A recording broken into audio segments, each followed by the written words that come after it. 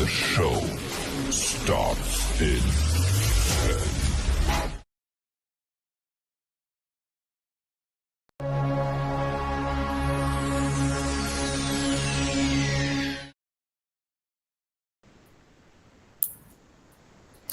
Good evening, everyone, and a warm welcome to Techsphere, the Tech Talk series, proudly presented by the IEEE KIIT Student Branch in association with IEEE PES and Bhubaneswar section. Today, we are diving into the future of power and transport. We begin tonight's session by focusing on the optimization of EV infrastructure. It's a pleasure to introduce our first speaker, Dr. Manish Yadav, Assistant Professor at NM Group of Industries. It's a special connection that Dr. Yadav completed his PhD under the guidance of our final speaker, Professor Chinmay Kumar Panigrahi sir. He will be presenting on the topic electrical vehicle charging strategies using queuing approaches. Dr. Yadav, over to you. Good evening, everyone. My name is Dr. Manish Yadav. Sorry to correct Lipsa. I am working in NM Institute of Engineering and Technology. It is in Bhubaneswar as an assistant professor. And I have completed my PhD from KIIT University under the guidance of Professor Chinmay Kumar Panigrahi. Now coming to my today's topic.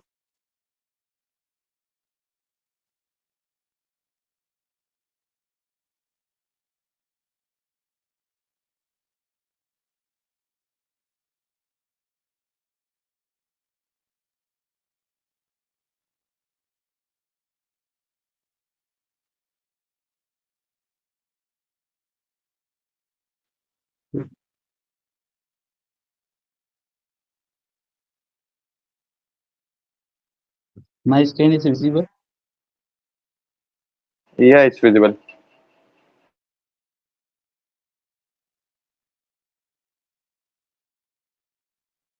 So my today's talk is electric vehicles charging strategies using queuing approaches. Uh, Actually, there is a huge demand of electric vehicles in present scenario, and there are most of the problems are coming in the charging section. Uh, but one part of the charging is focusing on power electronics studies, and another study is that what are the problems in queuing management. So after the number of vehicles are coming in a at the charging station, so there will be some of the problems will be arising. So I will go through all some not all I will discuss two problems in this today's talk. First, I will give some little bit introduction, then some of the problem formulation I have done during my research, and some of the solution methodologies, and I will suggest some of the solution methodologies for the budding researchers. What are the most of the areas they can focus on that, and some of the results I have got in my research, and finally conclusion. These are two problems: queuing problem at charging station, queuing problem due to traffic congestion. These are two of the major problems facing by the customers. At the charging station. There is a not a proper interaction between customer and charging station. Suppose if an EV arrives and they are waiting for the operator for waiting for the time whether he or she is available or not at the charging station, and they don't know what is the amount of the power they require. So there is a most of the time there is a mismanagement in that, and unexpected and unavoidable queue. This cannot be rectified so easily. For that, a sophisticated system is required, and for that, most of the part can be done by computer science students, that they can develop a software on that problem. Now coming to the grid burden, that is a power system area. and it will be increasing day by day. So for that reduction of that, um, uh, renewable energy or solar power stations can be installed. Queuing problem due to traffic congestion. This is the problem during the real time traffic. If the traffic is more, then there will be a large time it will take, and the possibility of reaching to the destination, it will be high, and it depends on the user behavior. Suppose if a user is following different types of routes, that I will discuss in this today's talk only. And some of the traffic patterns are there, means there are various types of patterns are there, whether that traffic is at a, having high congestion or not. So it depends on traffic, and due to all these the anxiety level of customers is increasing, because for charging also they require some time, that is minimum 30 minutes they require, and it will go up to 1 hour. And after that satisfaction level, uh, if all the things are correct, then satisfaction level of the customers should be observed. These are some of the things I will discuss. Now coming to the charging scheduling, this is suppose this is a EV, and it has been started from its origination to the charging point. So that distance time should be observed by the operator who is operating at the charging station. And at the charging station, two things are taking, that is a waiting time and charging time. These two times should be considered. And from charging station to destination, what is the time? So this total time is the schedule, how that scheduling can be done. This all work is done. Now coming to the scheduling algorithms. These are some of the existing algorithms. Most of the computer science student may be knowing. This is primitive scheduling and non-primitive scheduling. In primitive scheduling, priority scheduling, round robin scheduling, shortest time charging time scheduling, earliest deadline first scheduling, highest response scheduling. Mhm. Uh, this is- Yeah. Uh, is it visible to all of you, this screen? Yes, Just I sir. want to confirm. Yeah. Uh, in scheduling algorithm, non-primitive scheduling is there. In that, highest response ratio next scheduling, fixed time allocation scheduling, first come first serve scheduling, priority scheduling, shortest job first scheduling. These are some of the existing scheduling algorithms are there. I have not worked on all the schedulings. I have just focused on priority scheduling, and shortest time I have considered, and some of the first come first serve. These are some of the areas that is related to my work, so I have considered. You can you all of you can explore these all scheduling techniques. These are primitive scheduling and non-primitive scheduling. Now, this is the process flow in the primitive scheduling. These are some of the new arrivals. This is the total process at the charging station. So this is the new arrivals. Uh, this is the new car arrived with high priority, and this is the charging process is going on with this vehicle. So if high priority car arrives, then this it will take the request, and this whatever the charging of this vehicle is done, so this will be stopped and saved in the server of the operator.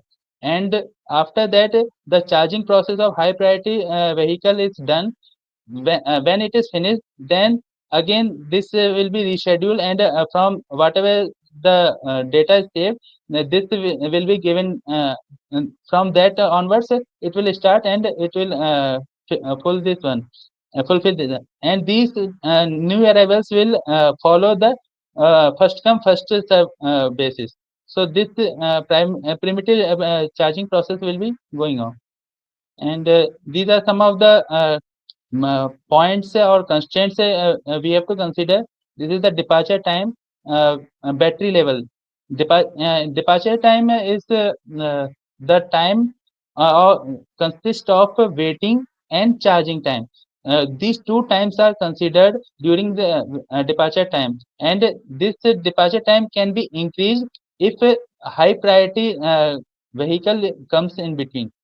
And battery level, this battery level also can be considered as a primitive if some critically low battery level is there of the vehicle, then if it arrives, and it will be a high, it will be given a high priority. Then the customer type. These are some of the customer type, like fleet or commercial setup, means dedicated fleet and commercial setup, like a truck, buses, and there will be some of the points will be given at charging points will be given, and then high value customers or emergency vehicle, like ambulance and all. So for that also, this primitive scheduling is helpful. Then coming to the trip distance, suppose some of the vehicles have to travel a long distance, so they can wait for a long time. So they can be post charging can be scheduled for them, and for the short distances vehicles, it will be given a high priority. Now, coming to the benefits, improved resource utilization. So due to this scheduling, the resources can be properly utilized for the high priority vehicles, but there's one disadvantage in that also. If low priority vehicle is arrived, then the proper resource utilization is not done. Now coming to the reduced wait time for urgent cases.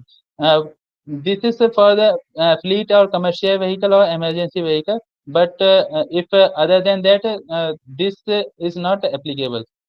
Now coming to the enhanced flexibility for charging station. This is the uh, primitive on primitive. The some of the techniques can be implemented, but it can be not. It cannot be possible in real time. Now this is the another thing I have taken in that. EV charging station is suppose there is a lot of a queue is there, and there is a no place for the EV to charge. So there is a concept of that parking lots will be there. So in parking lots connected to the charging station will be there. So this is the time.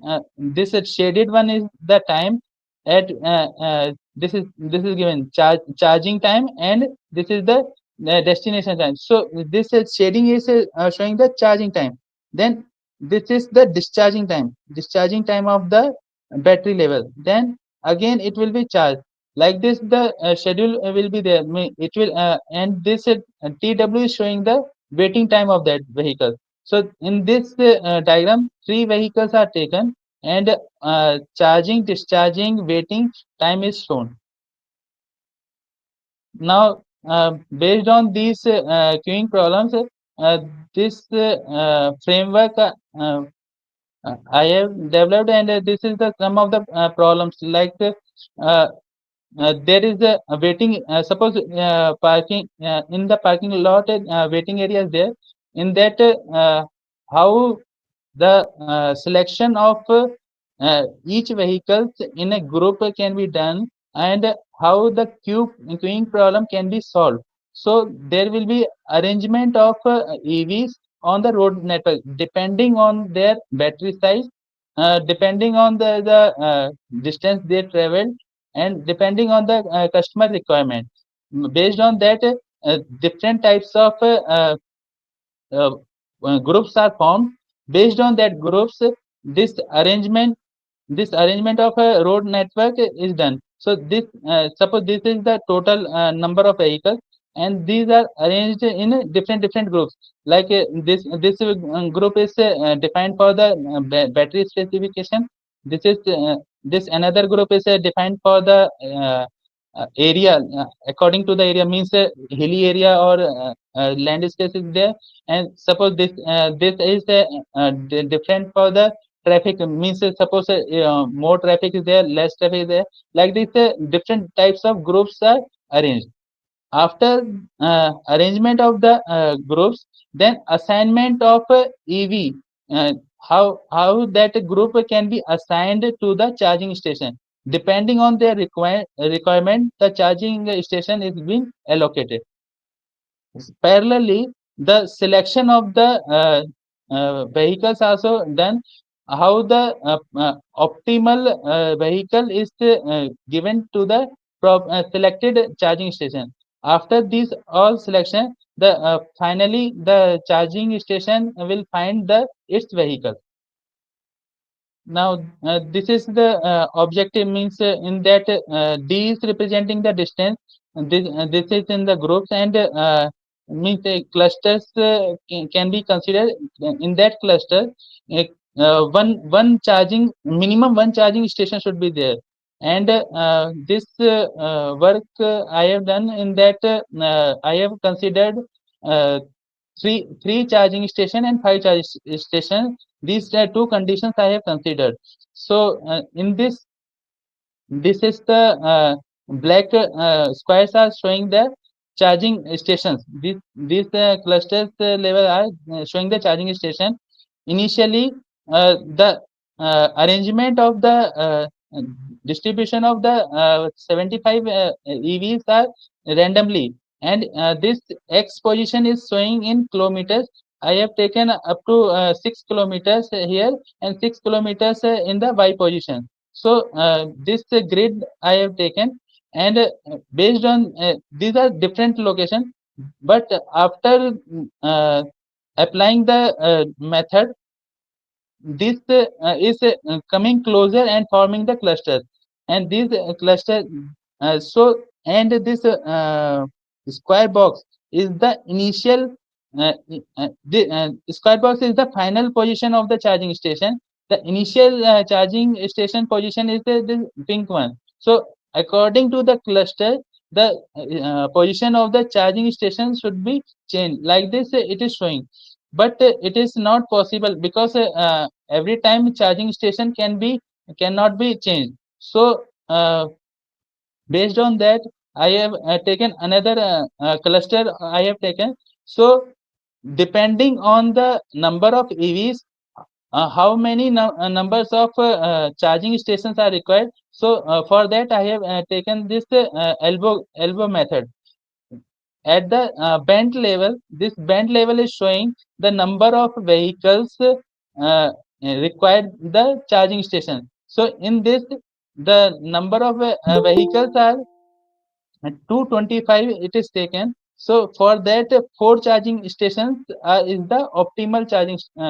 So based on the density of the vehicle, we can find with the help of elbow method, we can find the number of charging stations. Similarly for the five charging stations.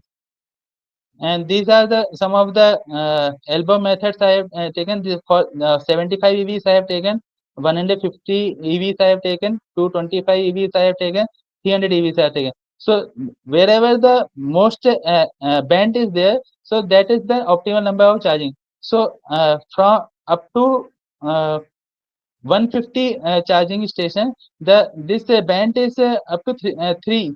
But as the number of EVs are increasing, this band came to the four. At 300 EVs, it is came to the four. So this, according to the band, we can find the number of charging stations. And these are some of the fairness indexes I have considered, and depending on the distance. Now, coming to the traffic congestion, these are some of the patterns. These are Euclidean distance. Euclidean distance is calculated the between calculated distance. Sorry if Any if any doubt is there, they can ask. Okay.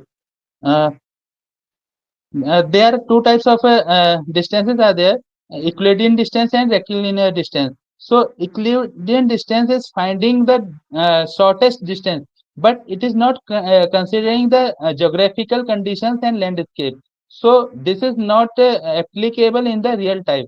So rectilinear distance is like in this square box, we some construction will be there, or some building is there, or some a pond, or some another obstacle will be there. So it is more suitable to find the traffic congestion. What is the shortest route will be there,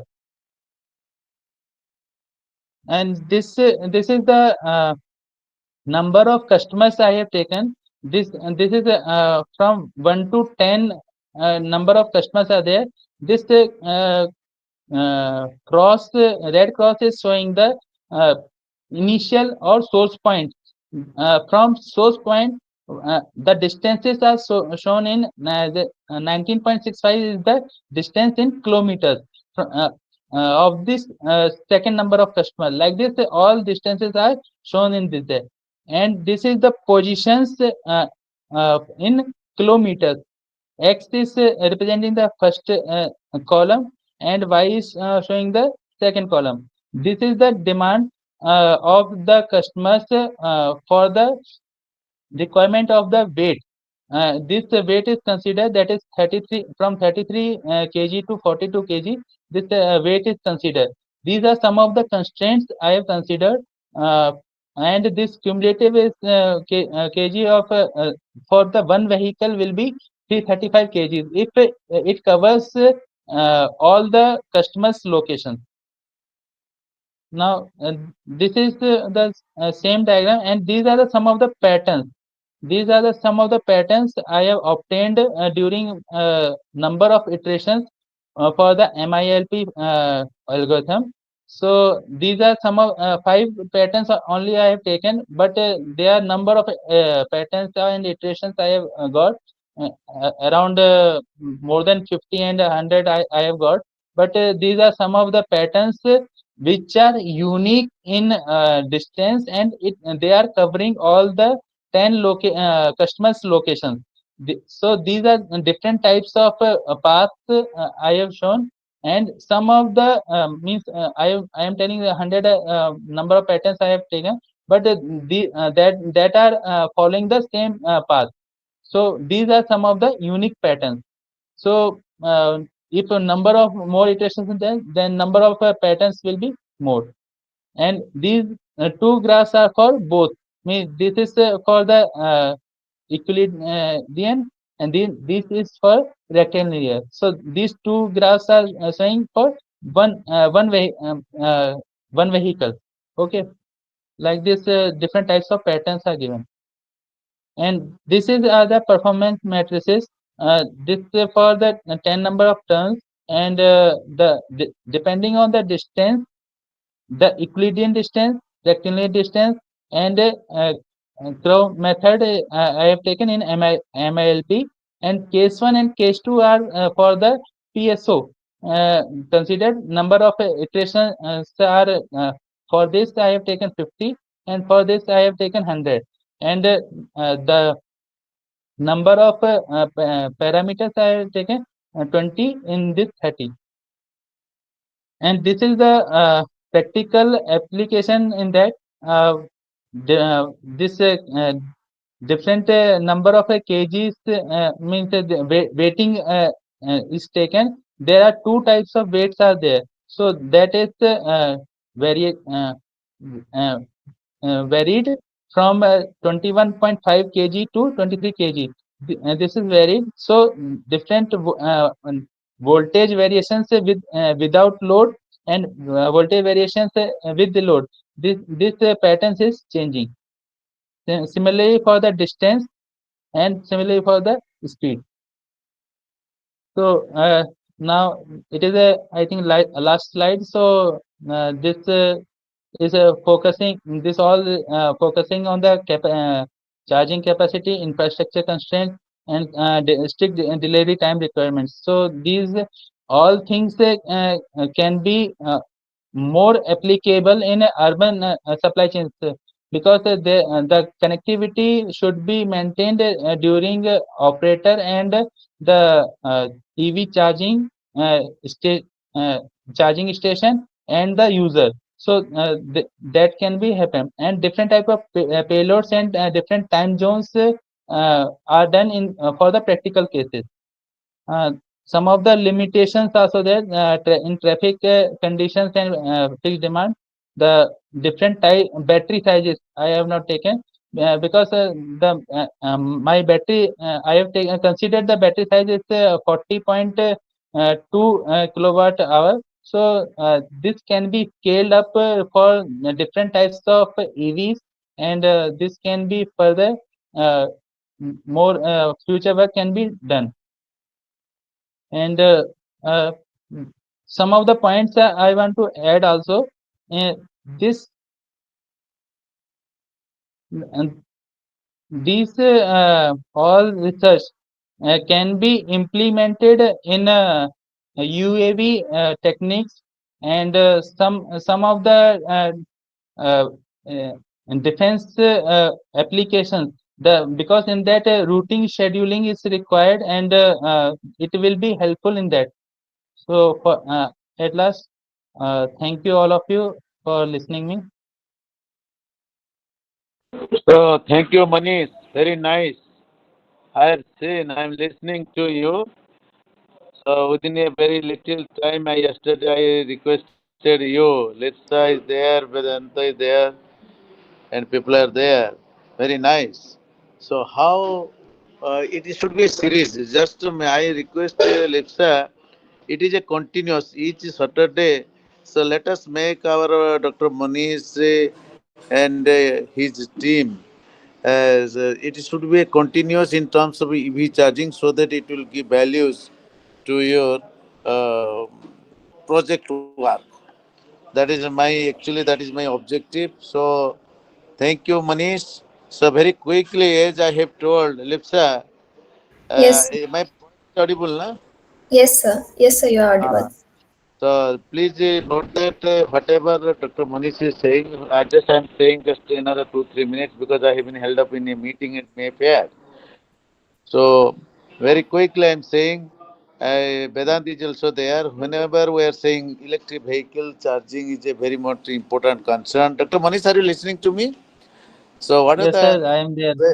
very clearly, Dr. Manish will agree to me. What the challenges is now we all are working on battery management system, EV structure, all these things. Number one challenge, infrastructure and grid challenges. That means insufficient charging infrastructure. Charging stations are still not as widespread as gas stations. Rural and suburban areas often lack reliable access. Second point is grid capacity limitations. Lipsa, do you know grid? We are now smart. We are saying smart grid. We are saying micro grid. We are saying DC grid. So high power fast chargers draw significant electricity. Local grids may need upgrades to handle peak loads. Then number 3 point, slow charging times. Yes, Dr. Manish is doing a very nice work on this, how to make a charging very fast and also efficient within a very quick technique. So slow charging times, even fast chargers take longer than gasoline refueling. Heavy charging demand can queuing and long wait times. So second point is next point is technical challenges, charger compatibility, direct connector standards, then reliability issues. Many public chargers are frequently offline due to poor maintenance. Software glitches in payment and vehicle charges communication cause failures. Then energy management, integrating renewable energy with the charging system requires advanced storage and smart grid technologies.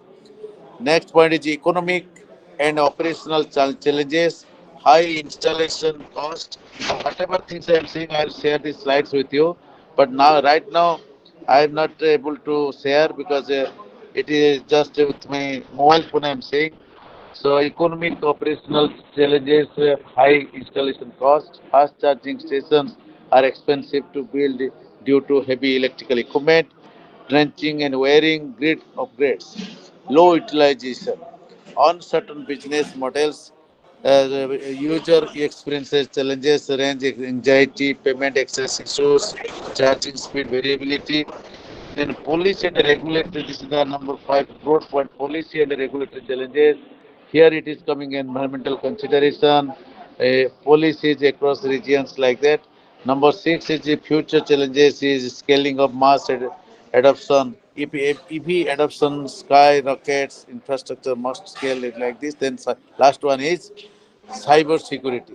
So I request Dr. Manish, you rethink on it how it will be more give values because each Saturday, what is my each Saturday or once in a 15 days, Vedanta is also very much interested. The Lipsa, you also make a very good team who are actually interested to work on EV. So because we have a very good EV infrastructure, it is just started by the LNT Edutech. Dr. Manish has done very good work also. So let us make a very promptly how EV is charging or battery management system will come into all these things so that it will be give values to your project work, all these things. Anything you ask, otherwise I'll conclude. Thank you all. Lipsa. Thank you, sir, for your comprehensive look into the real world EV infrastructure challenges. Thank you so much. Now, proceeding to our next speaker, Mr. Vedant Lakshman Boyd, So, MTech scholar from KIIT University. Lipsa, I'm leaving. Vedanta, you please continue. I'm leaving. Yes, sir. Yes, sir. Yes, sir. Yes, sir. Thank you. So, good evening, everyone. I would be sharing the screen now. Wait a second.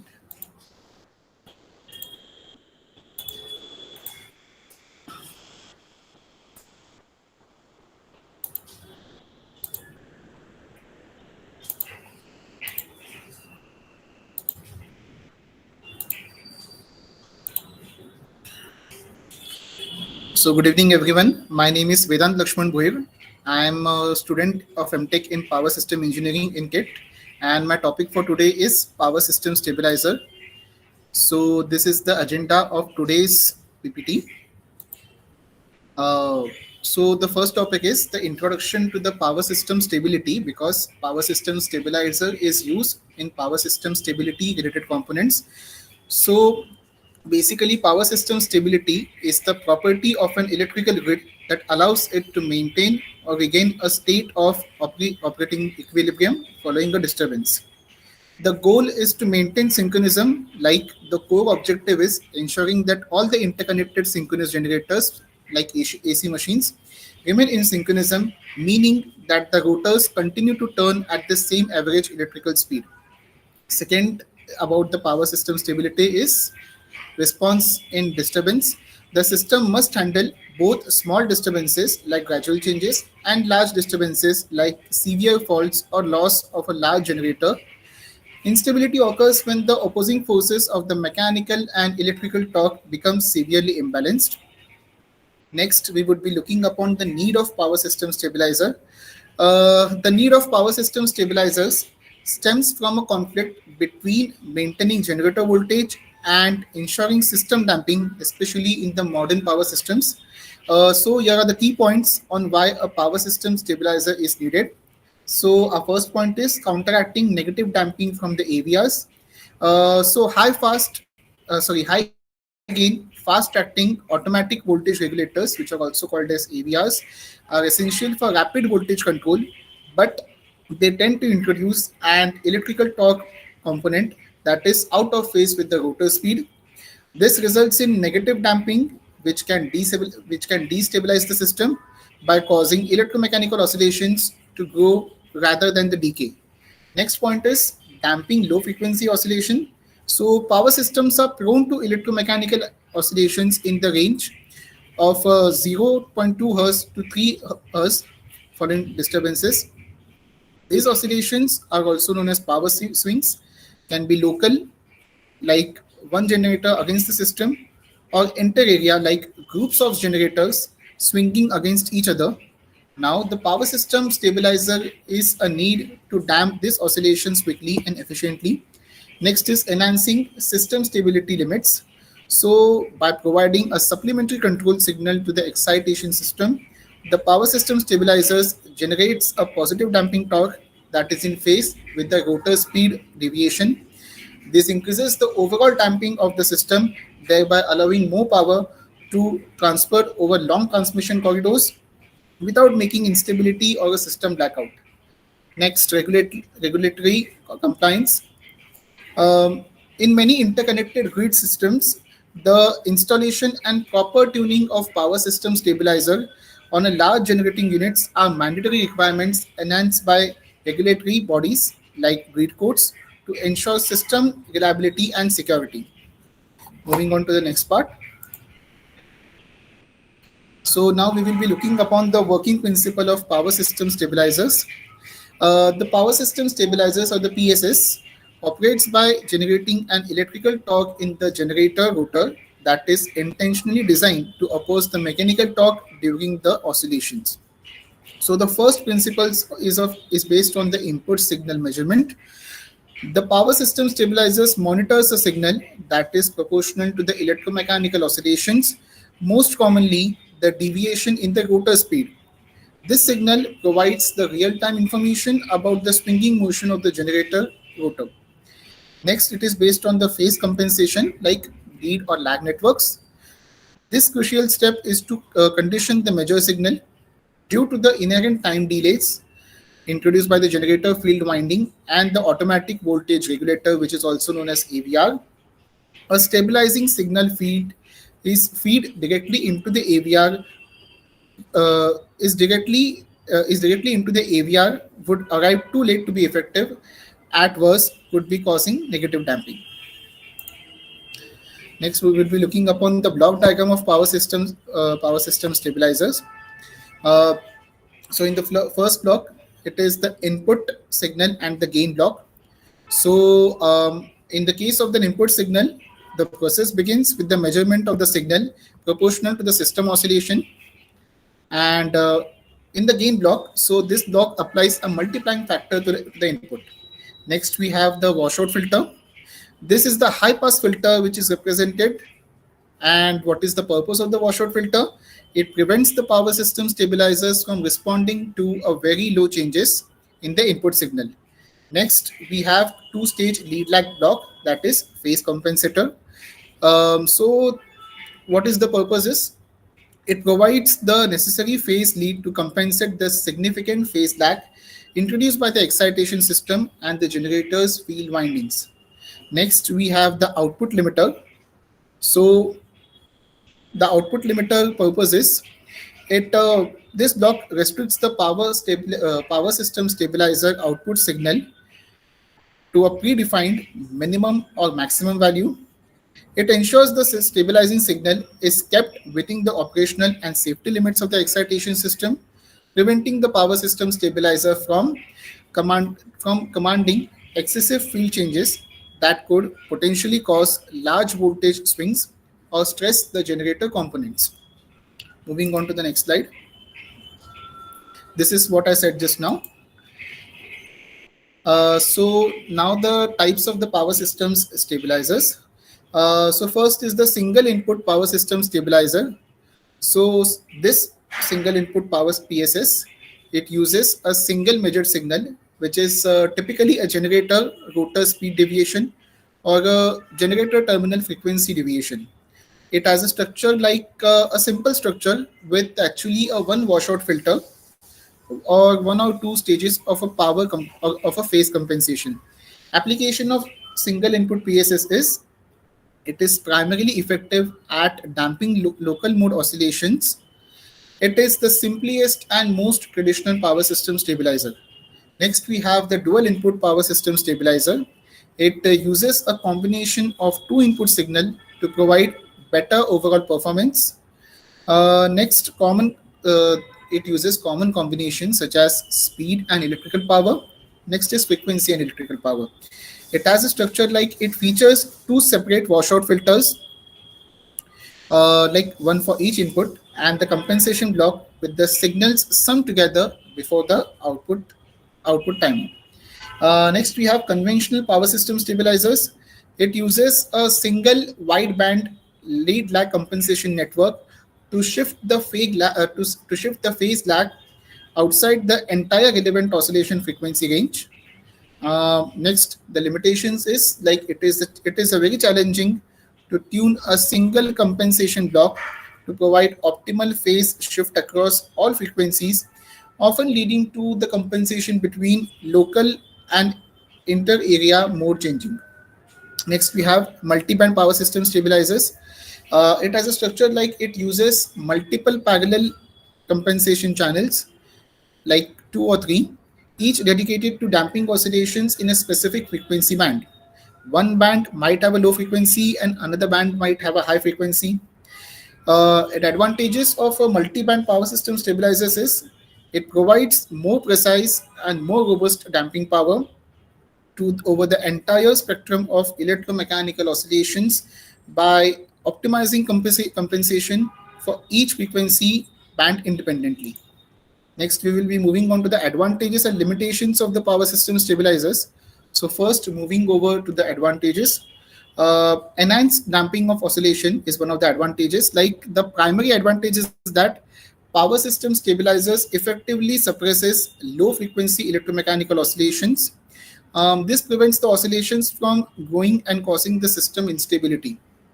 Next, increase system stability limits. Yes, of course, by providing positive damping torque, the power system stabilizers allows the system to operate safely with high power transfer levels over long distance transmission lines, effectively increasing the power transfer limit of the transmission corridor. Next, it counteracts AVR negative damping. It specifically solves the problem where high gain, fast acting AVRs, which are good for voltage control, paradoxically introduce negative damping that worsens the rotor oscillations. Next, we have it is a cost-effective solution. Compared to the major grid infrastructure upgrades like adding new transmission line or fax devices, installing and tuning a power system stabilizers on an existing generators is a relatively low cost and high effective method for stability enhancement. Sorry. Next, we have the limitations of power system stabilizers. First limitation is the tuning dependency. Power system stabilizers performance is highly dependent on proper tuning of its gain and time constants. Optimal tuning is difficult to maintain across a wide range of operating conditions like different loads, network topologies, outages, which often require a compromising setting. Next limitation is torsional interaction risk. So in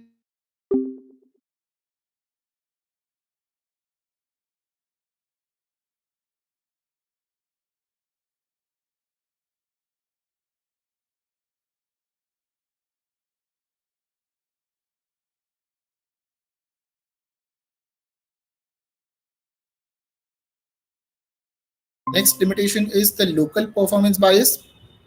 Conventional power system stabilizers are typically tuned for local mode oscillations, that is, a generator swinging against the intermediate system. They may have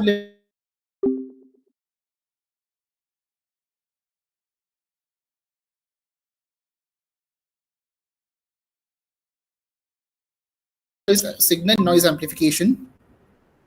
Since power system stabilizer is a dynamic high gain controller, it is a sensitive in noise in the output signal, that is speed or power.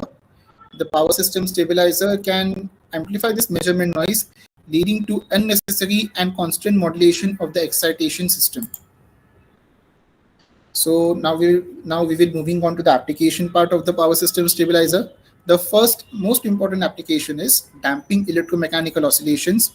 So power system stabilizer, particularly the dual input power system stabilizer or the multi-band power system type stabilizer type, are widely applied to damp inter-area oscillations. These oscillations occur when group of generators in one geographical area swing coherently against groups in another area, often over the weak tie lines. Next, increasing power transfer limits. So by increasing the damping of the electromechanical modes, The power system stabilizers allows the system to operate safely at a high power transfer levels across transmission corridors, particularly those which are long or weakly compared. Next, compliance with the grid codes.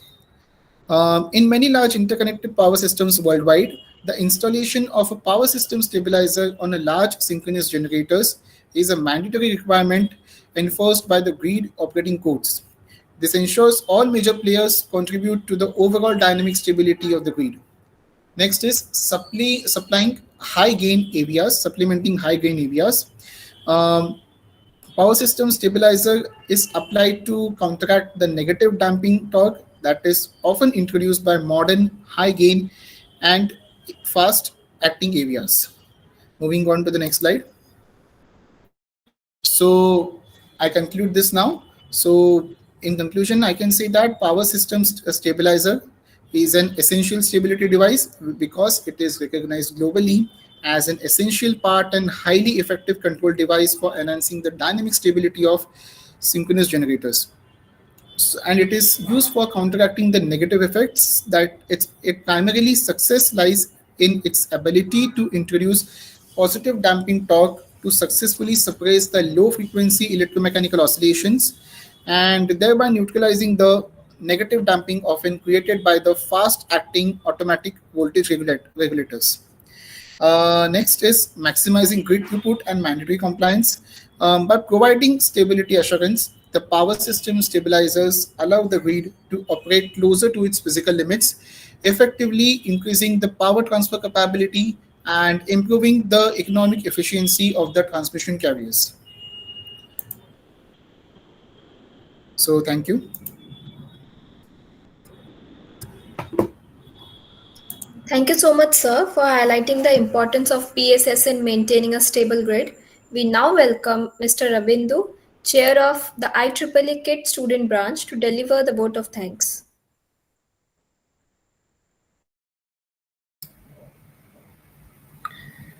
So thank you, Rivsha. And I think today we have started the Tech Talk series again after the examinations because if you all remember, before 2 months on September 25th, also we have done one Tech Talk series actually from IEEE KIIT Student Branch chapter.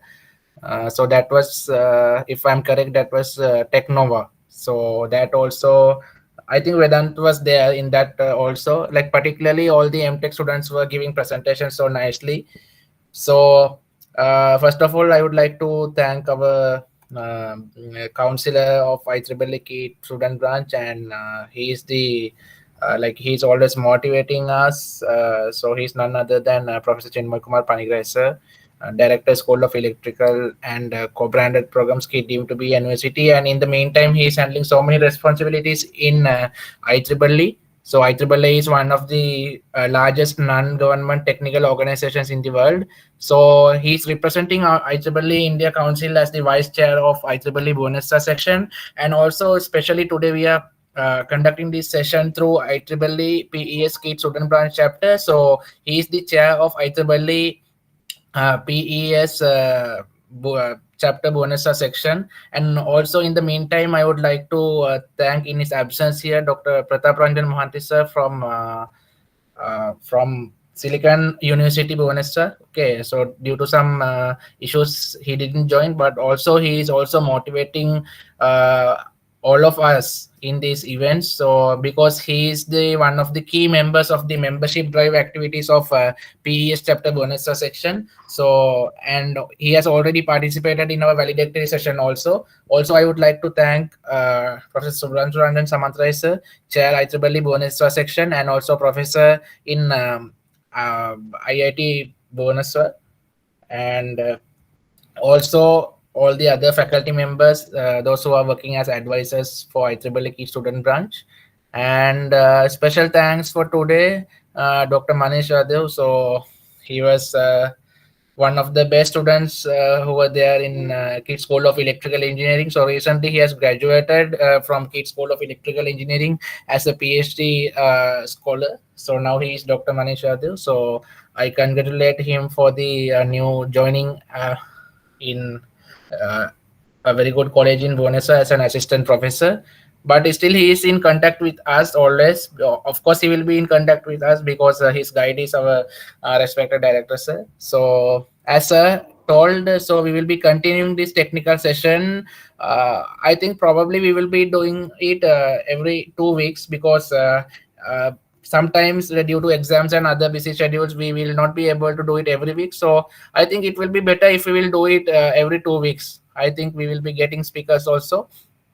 And today some other PhD scholars in actually Dr. Manish Batch, like Dr. Poonam Tripathi also there. So okay, so she has also graduated in this year, so she is also interested. So by seeing like today's poster, so she has told me she is also interested to give a speech. So in the next session she will be participating, sorry, like she will be giving one speech on her topic.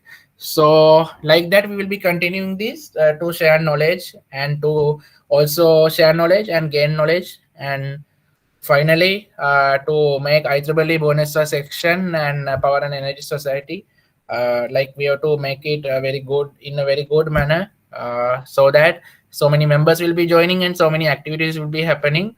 So if for just for the information, recently we have conducted IEEE Day celebrations in KIIT deemed to be university continuously for 7 days, including technical activities, social outreach activities, and all, including a blood donation camp also.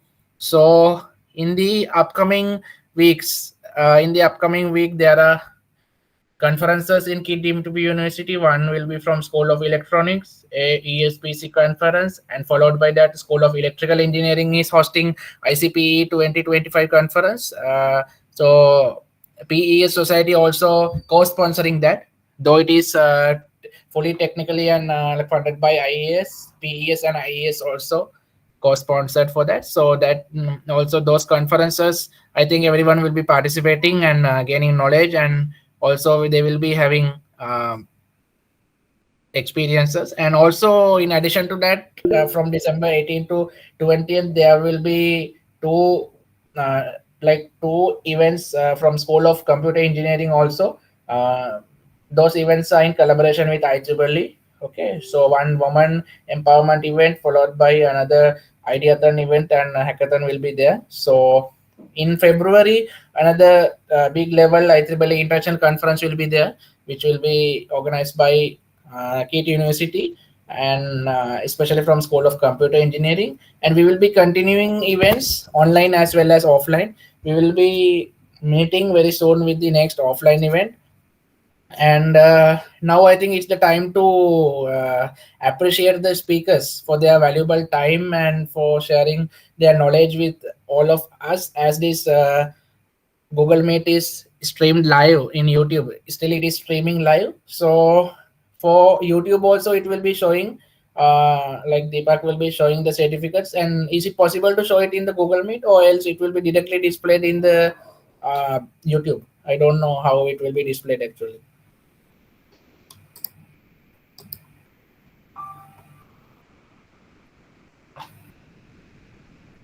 Hello. So is it visible in the YouTube stream right now? I'm not there. That's why I'm asking.